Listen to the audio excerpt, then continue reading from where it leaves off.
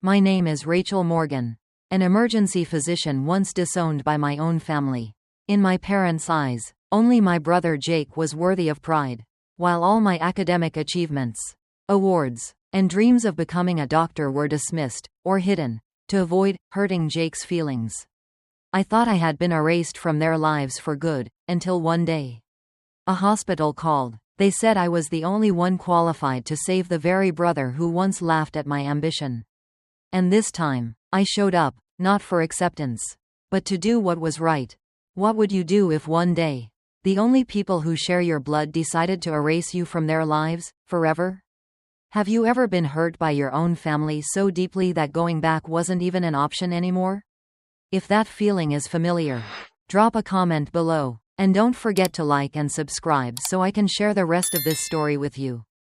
It was just another morning in the kind where chaos had a rhythm and every second mattered.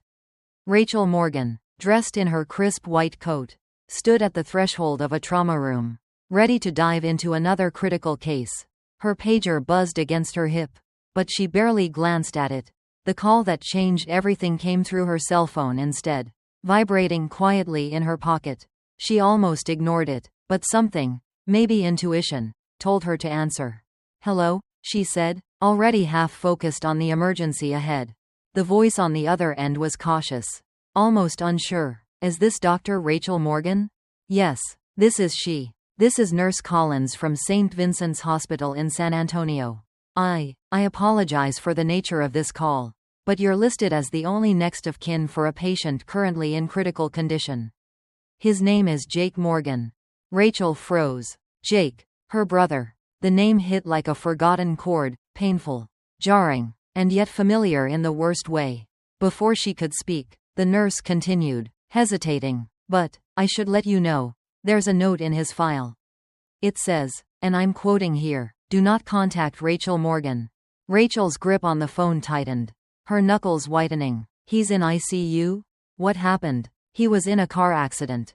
Blunt force trauma. Possible internal bleeding. We stabilized him for now. But his condition is unpredictable." Rachel's heart thudded. She had spent years training to stay calm under pressure. But this was different. This was personal. Yet, even in this emergency, her own name had been crossed out. She wasn't just overlooked, she was intentionally erased.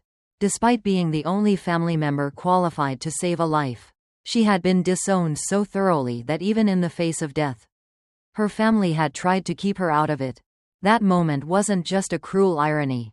It was a reckoning. Growing up, Rachel had always known she was the outsider in her own home. Her parents never yelled or hit, no. Their rejection came in subtler, sharper ways. Their attention, their praise, their expectations, all pointed at Jake, the golden child. Rachel's achievements, no matter how extraordinary, were met with indifference or silence. Her name might have been written on award certificates and scholarship letters. But in her house, it was as if she didn't exist. And now, legally, medically, emotionally, they had made it official. "Why am I even listed as next of kin?" she asked the nurse quietly. There was a pause. There were no other names. Not his parents, not any emergency contacts, just yours. Though someone later added the note to exclude you. Rachel closed her eyes for a moment. Of course, when things were fine, she didn't exist, but when things fell apart, suddenly, she was the fallback, the one expected to show up and fix what they refused to face. "I'll be there," she said finally. She ended the call and stood still for a beat, letting the silence settle over her. The next flight to San Antonio was in 2 hours.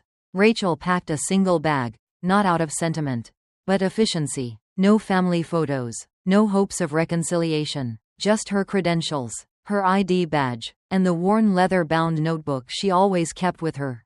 The flight was short, but every mile stretched like a memory. She stared out the window, watching the clouds drift below, thinking about the years spent carving a path for herself, one that no one in her family had ever believed in. She had graduated top of her class, survived night shifts in underfunded ERs, mentored med students, earned the respect of her colleagues. Yet none of it had ever been enough to erase the sting of being told, again and again, without words, "You don't matter here." Landing in Texas, She moved swiftly, her steps precise and controlled. At the hospital, a nurse met her in the lobby. "We've been expecting you, Dr. Morgan," she said, flipping through a chart. "Room 3, please. His cardiac enzymes are unstable." Rachel nodded and walked down the hallway. It wasn't until she turned the final corner that she saw them, her parents. Her mother stood just outside the ICU room, clutching her purse like it held all the words she couldn't say. Her father leaned against the wall, staring at the floor. They both looked up when they saw her. Her mother's eyes widened. "Rachel?" she asked, voice trembling like it hadn't used her name in years. Rachel met her gaze but said nothing. No anger, no tears, just a calm, unreadable stare, the same one she had learned to wear when no one noticed her. Her mother stepped forward, tentative. "When did you get back?" Rachel replied, evenly, "I didn't come back. I was called in to treat." That single line cracked the silence like lightning. It was not a declaration of reunion. It was a professional statement. Clean and deliberate. She wasn't here as a daughter. She was here as a doctor. Her father said nothing, his lips tightening. Her mother opened her mouth again, as if to say something, an apology. Maybe, but Rachel had already turned toward the ICU door. Inside, Jake lay unconscious, surrounded by monitors and machines. Tubes snaked across his chest. The sight should have shaken her, but it didn't. Rachel had seen too many patients like this to let emotion blur her judgment. She picked up the chart and reviewed the vitals. Her hands were steady. Her mind was focused. She was here to save a life, not to fix a broken family. In that sterile room, with the hum of machines and the beep of the heart monitor, Rachel realized something. Her presence was no longer a plea for acknowledgement. It was proof, irrefutable and undeniable, that she had always mattered. Whether her family chose to see it or not, they had tried to erase her. But in the end, when it truly counted, it was her name they called. And this time, she answered not for them, but for herself. From the outside, Rachel Morgan's family looked like the picture of suburban perfection. A neatly trimmed lawn, a white picket fence freshly painted before every holiday, twinkling string lights at Christmas, and neighbors who waved from their driveways. But behind that polished facade was a truth Rachel had known her whole life. She was invisible in her own home. She learned early on that her role in the family was not the golden child. She was the shadow. Dinnertime in the Morgan household always followed a script, and Rachel was never given any lines. Her father sat at the head of the table, opening the meal with the same question every night. "So, Jake, how many points did you score today?" Jake, her older brother, always had something to boast about, a perfect pass, a last-minute touchdown, the crowd roaring his name. He would beam with pride, and their mother would pile more food on his plate, laughing with pride. "You're our pride and joy," she would say. Meanwhile, Rachel quietly pushed mashed potatoes around her plate, waiting, hoping that someone might ask her how her day went. But no one ever did. No one mentioned the announcement the principal had made earlier that morning about Rachel's perfect biology test score. No one noticed the notebook she carried everywhere, filled with formulas, medical diagrams, and notes about her dream of becoming a doctor. One night, she worked up the courage to share something. "I got accepted into the state university's summer research program today." Her father didn't even look up from the bread he was slicing. He grunted. Jake snorted. "Is that for nerds or something?" Her mother gently set her glass down and added with a cool voice, "Rachel, don't make it a thing. Jake's already under a lot of pressure with his sports.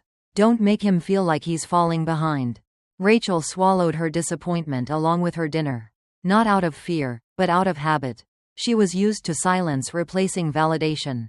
Every certificate she earned was filed away in her drawer, while Jake's trophies were front and center in the living room, glowing under carefully positioned ceiling lights. She once asked her mother why her National Science Award wasn't framed alongside Jake's medals. Her mom, washing dishes, gave a soft chuckle. "We don't need to show off school stuff. Sweetie, when you do something really big, I'll be the first to celebrate." Rachel held on to that promise. And then, one winter afternoon, she got it. A full scholarship to Johns Hopkins University. She clutched the acceptance letter like it was a secret too precious to share. Not because she didn't want to, but because she feared even her greatest accomplishment wouldn't matter. Still, a part of her, a small, flickering hope, wished that maybe this time, someone would notice. That evening, while everyone was watching TV, she quietly placed the letter on the kitchen counter, right where her mother would find it. Later that night, her mother came into her room. She didn't hug Rachel, didn't smile, just closed the door behind her and sat at the edge of the bed with an unreadable expression. "I saw your scholarship letter," she said softly. Rachel held her breath, heart pounding. "I'm happy for you," her mother continued, "but please don't bring it up around Jake. He just failed his athletic interview. And he's in a bad place. I don't want him to feel like he's falling behind." Rachel blinked. "But I got into Johns Hopkins." "Yes, and that's great," her mom said, "but family comes first, and in this family, we don't hurt each other with things like that." She froze. Since when had success become a weapon? She had studied late into the night, juggled part-time jobs to buy textbooks, practiced interviews alone, and poured her soul into her applications. And when she finally reached the dream she had worked so hard for, the first thing her family wanted was for her to bury it. No one ever asked Jake to hide his victories. When he appeared on local TV after winning a district football championship, their parents threw a party. They invited the whole block, even rented a projector to replay the interview on the garage door. Rachel was in charge of food and drinks. No one asked about the national academic competition she had just advanced in. No one even remembered it. For a long time, she wondered if she was the problem. Maybe she talked too much, studied too hard, wasn't fun enough. But the truth was simpler. She never made them proud in the way they wanted. She didn't play sports. She didn't crack jokes. She didn't have Jake's effortless smile. She only knew how to work hard, and that, to them, was a threat. As she grew older, Rachel learned how to shrink herself. She learned to hide her joy, to smile on cue, to never shine too brightly in case it made someone else feel small. But deep down, she made herself a promise. One day, she would build a life that didn't require anyone's permission to shine. Not to earn their approval, but to prove, to herself, that she had always mattered. She didn't need a cheer squad. She just needed the strength to keep going, even when no one else believed she could. By her sophomore year of college, Rachel Morgan was living the dream she had quietly nurtured since she was a little girl, sketching heart and lung diagrams in the corner of her bedroom. She was studying medicine at a top university, juggling her time between lectures, long nights in the library, and grueling shifts. It wasn't glamorous. She had just 2 worn-out backpacks, a partial scholarship, countless cups of instant noodles, and barely any sleep. But to Rachel, it was everything she had worked for, slowly becoming real. Her family barely reached out. Her mother sent the occasional dry text asking if she still had the same number. Her brother Jake messaged a single photo of himself next to a new pickup truck with the words, "Happy 21st to me." As winter break approached, Rachel received a surprise call from her mother. Her tone was gentle, too gentle for someone who had ignored her for nearly a year. "The family wants to have dinner," her mom said. "Just something casual, nothing big." Rachel hesitated. Part of her still held onto a sliver of hope, that maybe, just maybe, things would be different this time. She flew home on a lightly snowing day. No one came to pick her up at the airport. She dragged her suitcase across icy sidewalks back to the house, where every piece of furniture sat in the same place it always had, like time itself refused to move inside those walls. Her dad was polishing the wall clock. Her mom was wrapping presents. Jake was glued to the TV, gaming, and didn't even glance up. "You're home," her mother said, glancing at the time. "Go change. Dinner's at 6.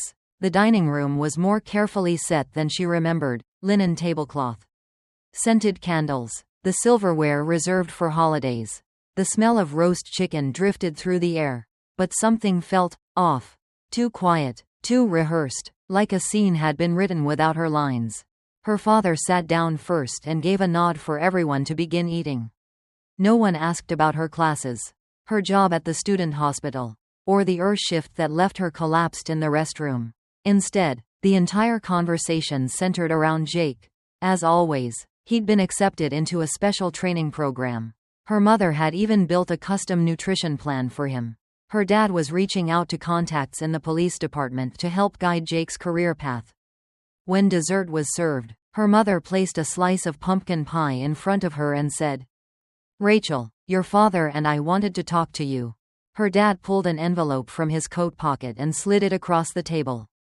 "Read this first." Rachel opened it. Her fingers trembled, not from the cold, but from something deeper. Inside was a fully filled-out application for a 2-year nursing assistant training program at a local community college. The only thing missing was her signature. She looked up, confused. "What is this?" "It's the realistic path," her dad said without missing a beat. "Nursing is stable, less competition than becoming a doctor. Benefits, steady hours, no burnout." She turned to her mom. Her mother nodded like they had already had this conversation, just without her. "We see how tired you are. The circles under your eyes," her mom said softly. "We worry about you. You don't have to sacrifice everything." Her dad added, "Not if you make the smart choice.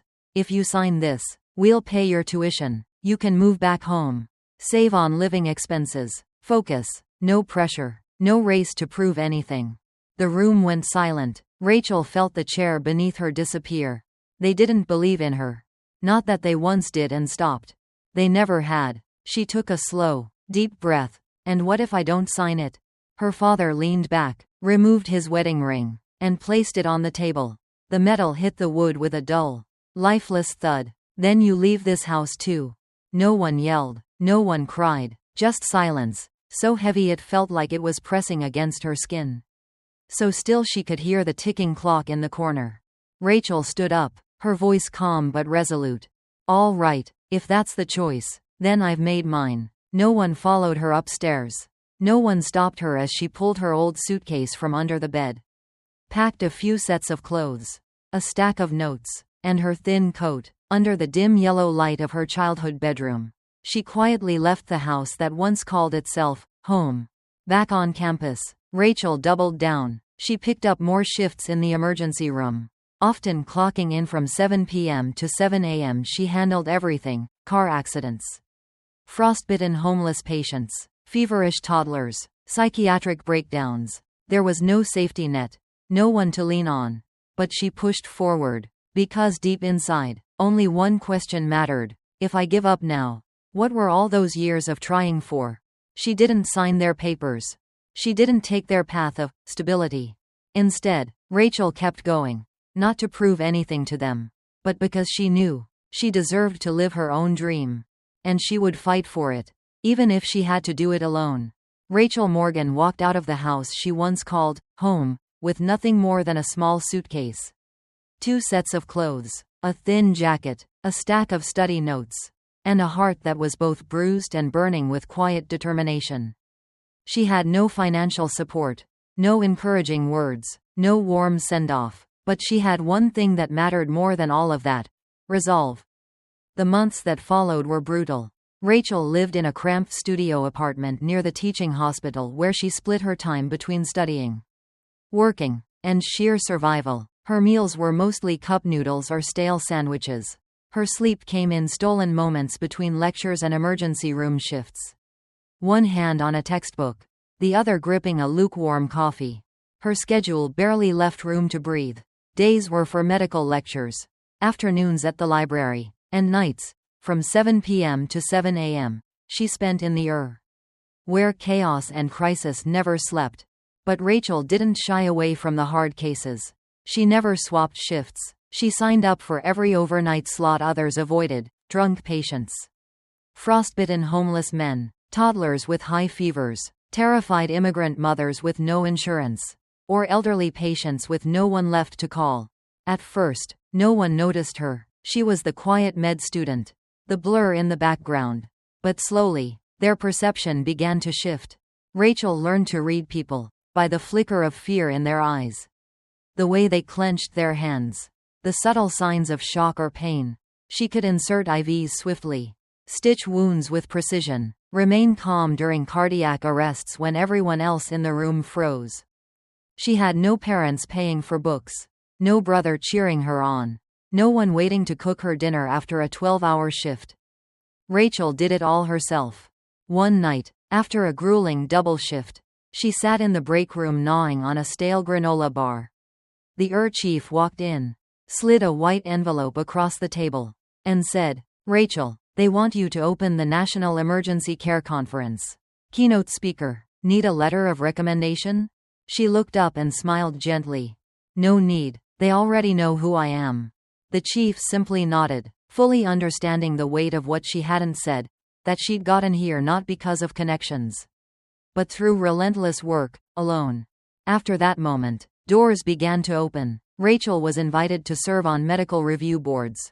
Her name appeared in textbooks. She was entrusted with designing training programs for incoming residents. But she never posted her accolades online. No award selfies. No humble brags. No family even knew she'd been promoted, honored, or recognized by national medical institutions. And the strange part? She didn't need them to know. Because Rachel had learned something powerful. You don't need applause to know your worth. Despite being shut out by her own blood, she existed in places where no one could erase her. In hospital charts. In the protocols she designed. In the confidence of young interns she quietly mentored. Then one day, while reviewing a patient report, she received an urgent email from a hospital in Texas.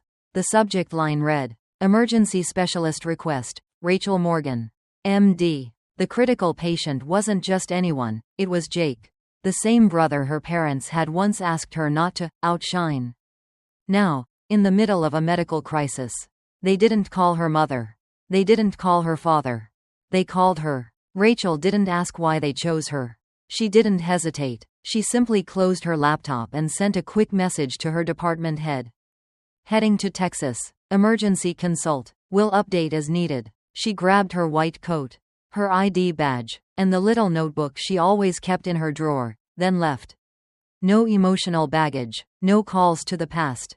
Only professionalism, skill, and purpose. Rachel Morgan, once the girl no one noticed at dinner, was now the lead emergency consultant for the man her family had treated like the only child who mattered. She didn't come back for validation. She didn't return to prove anything. She showed up because this is what doctors do.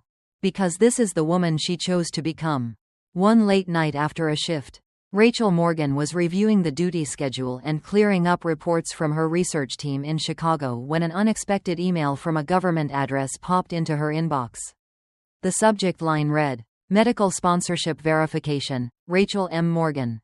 Her brows furrowed. The message was brief and formal, asking her to confirm whether she had provided financial or immigration sponsorship for an individual named Camellia Roses. Rachel froze. The name didn't ring a bell. But what caught her attention, what sent a chill down her spine, was the attached form. A PDF with a forged signature under the email address, rachelmorgan.homepad@gmail.com, an account she had never created. Her heart pounded. She opened the attachment. The application claimed she had worked with Camellia in long-term healthcare initiatives and was happy to support her residency. It was a complete fabrication. She didn't make a phone call. She didn't panic. Instead, Rachel sat down, opened her laptop, and calmly typed a response. "I, Rachel Morgan, MD, confirm that I have never provided sponsorship, medical or immigration related, for any individual named Camellia Roses. The signature and email used in the attached application do not belong to me. I formally request a full investigation and for my name to be removed from all related documentation." She attached her verified signature, employment documents, identification, and supporting records. Then she clicked send. Afterward, she opened the folder she had always kept safe, something she called her existence file.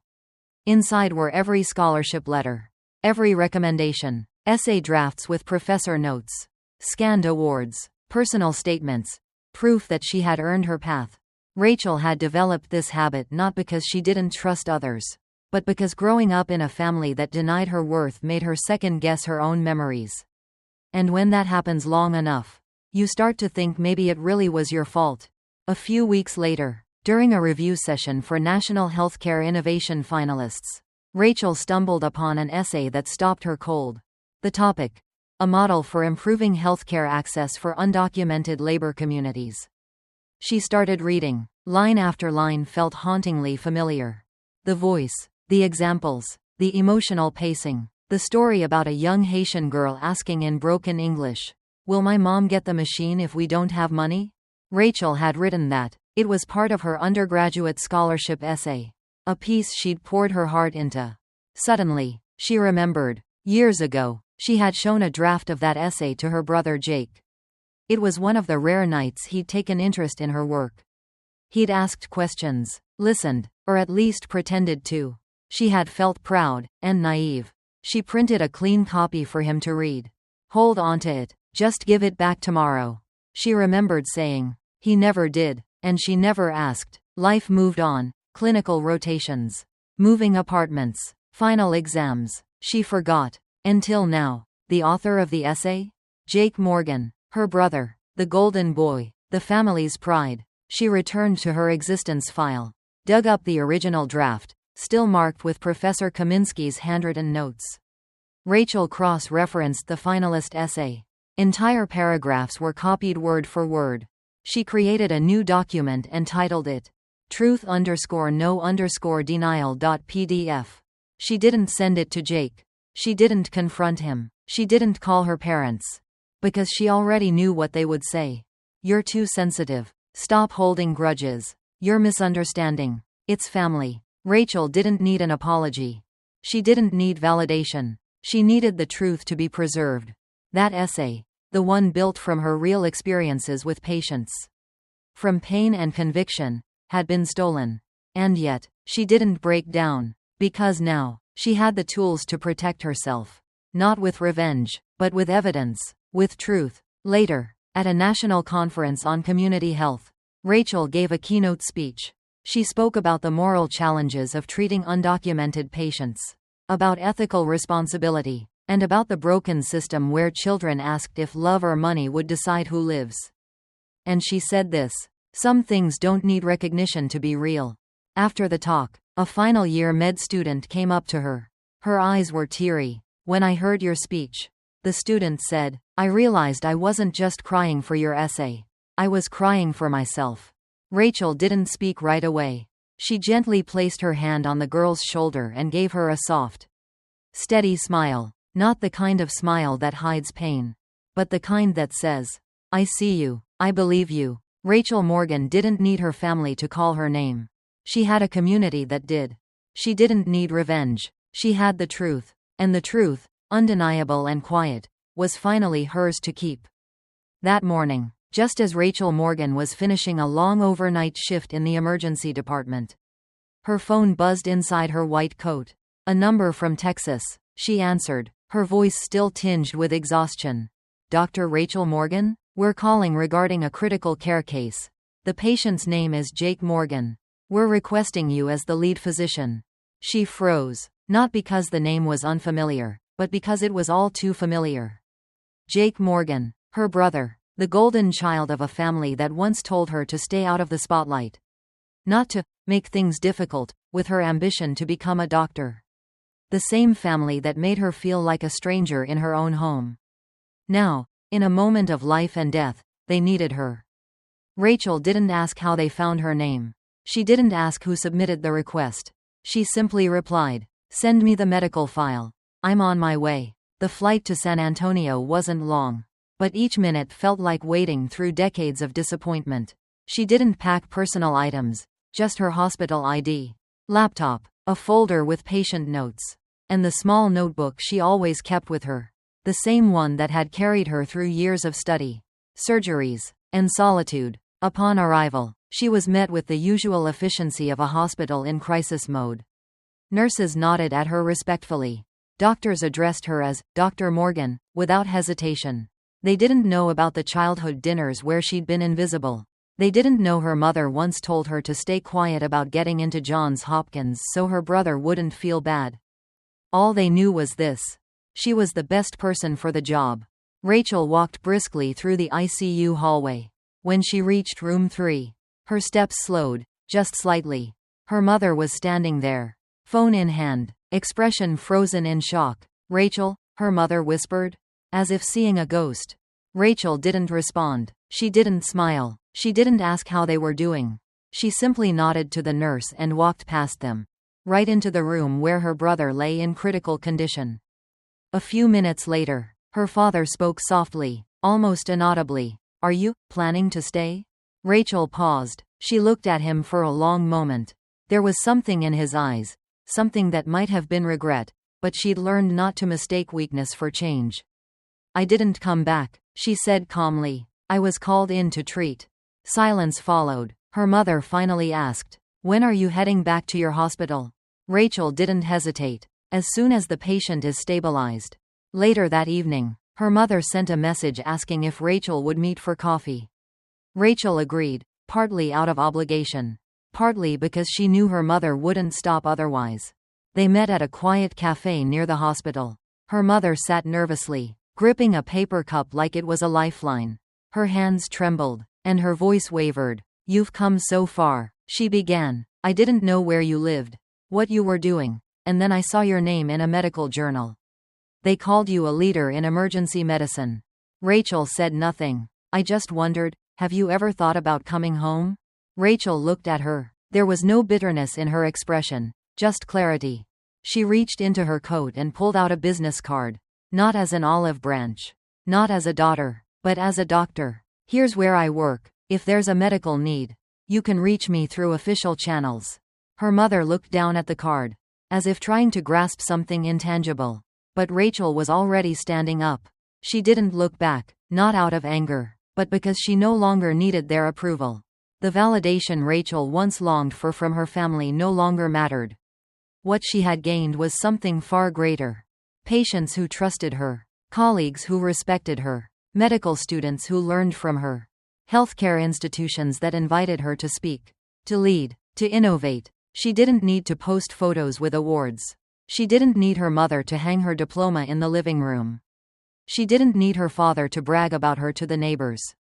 Because the world had already acknowledged Rachel Morgan for her brilliance, her compassion, and her perseverance. One Sunday morning, as she returned from a shift, she noticed an unmarked envelope sitting on the front desk of her apartment building. No name, no stamp, no return address. Inside was a clipped newspaper article from a local Texas paper. Jake Morgan named Young Community Icon of the Year. The photo showed Jake in a suit shaking hands with the mayor. Behind him stood their mother, smiling like she'd never once betrayed her daughter. Beneath the article, in familiar handwriting, her father's, was a single line. "We didn't know you had come this far." Rachel folded the clipping and placed it into her truth folder, labeled truth_no_denial.pdf. She didn't need them to say sorry. She didn't need them to admit they were wrong. She only needed them to see the truth, that no matter how hard they tried to erase her, the world had written her name in permanent ink. And as she once scribbled in her old notebook, "If they won't listen, I'll make the world listen." And now, at last, the world had listened. I don't know if my story resonates with you. Maybe no one in your family has ever hurt you. But maybe, just maybe, you're sitting somewhere quietly, holding your pain in silence the way I once did, tucking it away into the deepest drawer of your heart. If you've ever felt pushed out of a place that was supposed to be home. If you've ever been treated like the odd one out simply because you were different. Or if you've ever stayed silent to protect your dignity, even if it meant giving up your seat at the family table. I hope you'll share your story. I truly want to hear it. It doesn't have to be long, just honest. Leave a comment below, or just a single sentence. Sometimes, all it takes is one voice to make someone else feel a little less alone. And if something in my story made you pause, even just for a moment, or made you want to hear more honest reflections about life, family, and finding your worth, then follow this channel. There are more stories waiting here, and one of them might sound uncannily like your own. Thank you for listening. And if you're still living through days that haven't found their ending, please remember this: peace doesn't come from an apology. It comes from the moment you finally decide to stop waiting for one.